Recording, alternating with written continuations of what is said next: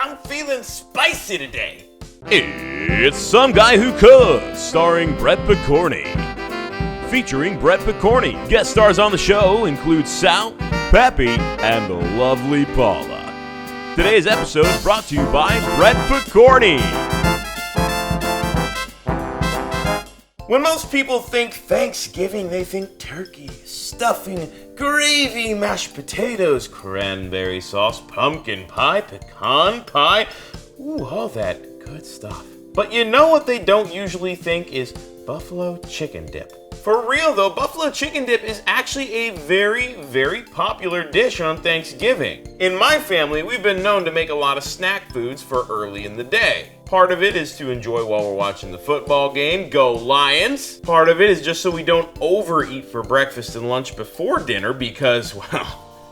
But anyway, buffalo chicken dip has really skyrocketed in popularity over the past few years, and Thanksgiving is the perfect time to make a nice big batch of it. So let's take a look at our ingredients. Of course you need some cheese, so what I got here is some extra sharp white cheddar. I also like to use cream cheese, 1 stick should do. That's why there's only half of a container here. I'm also going with sour cream, buttermilk, hot sauce, some ranch mix, garlic and onion powder, Dude. and of course, our chicken.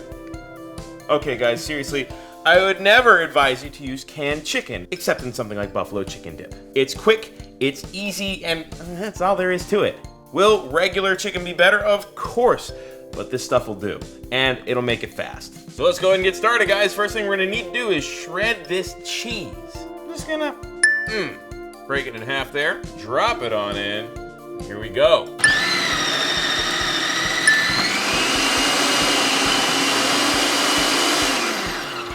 You're always gonna be left with a few pieces like this, and that's okay. When I eat a piece, cool.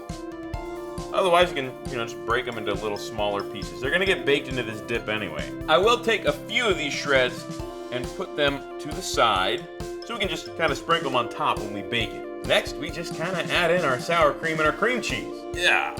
And boop. And before I get the sour cream in there, I'm gonna put on this blade. Here comes the sour cream. Boop. And let's just give this a couple little blitzes, okay? Pretty thick, guys. It'll thicken up even more when everything melts in the oven, so that's why we're gonna add a little bit of buttermilk too. This is where we will also add our seasoning. Do not be shy when it comes to adding seasoning. The buffalo seasoning can be a little overpowering, so it's important you season it with all the other stuff before adding that. Now we add our buffalo sauce. Go with whatever your favorite is, okay? Personally, my favorite is Frank's Red Hot Buffalo, but this is pretty good. This is just the Walmart Great Value Medium. It's plenty spicy, and it's got a great buffalo wing flavor, actually.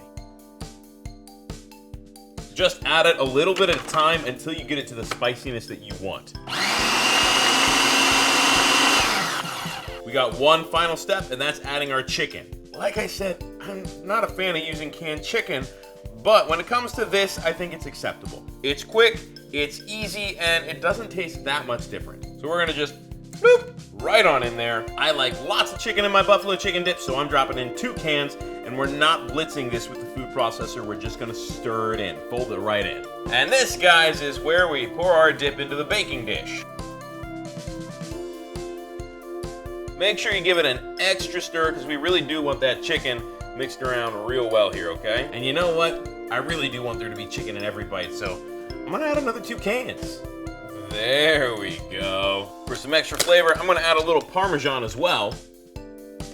And now we take that little bit of white cheddar we set on the side in the beginning, sprinkle it right on top. And you know what? For good measure, sprinkle a little more of this Parmesan on top too. This should give us a nice, good, strong cheese crust right on top of this buffalo chicken dip. Don't worry about covering it up, okay? We want this cheese to kind of brown on top, and the only way we're gonna get that is if it has an open top. So I think it's time to pop this bad boy in the oven.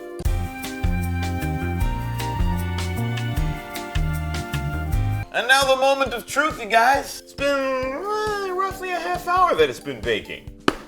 Time to pull it out of the oven. Oh yeah. Look at that beautiful dip. You got a little bit of browning around the edge here. It hasn't overflowed, which is a good thing. But look at that, looks great. If you want to get a bit more browning on the cheese, you can always use a little torch like this one.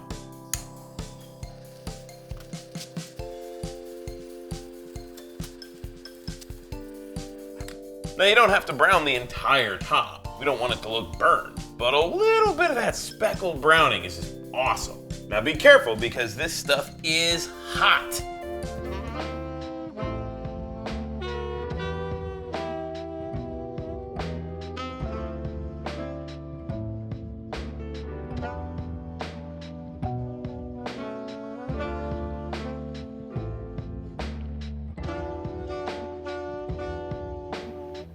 I got a little pita bread thingy right here. I'm gonna put some right on top.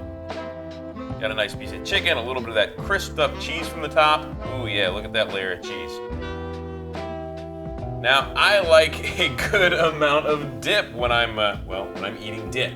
Maybe that's a lot, but oh, it looks appealing to me. And once again, I will probably burn the roof of my mouth. You can see that steam, a sentence I say quite often on this show. But no guts, no glory, right? Here we go, guys. Buffalo chicken dip. In 3, 2, 1. The feast of... Yes, forget it. Oh yeah, it's spicy, it's tangy, it's everything you could want in a buffalo chicken dip. It's nice and creamy. It's got plenty of that cheese flavor from the white cheddar. It's a good strong cheese.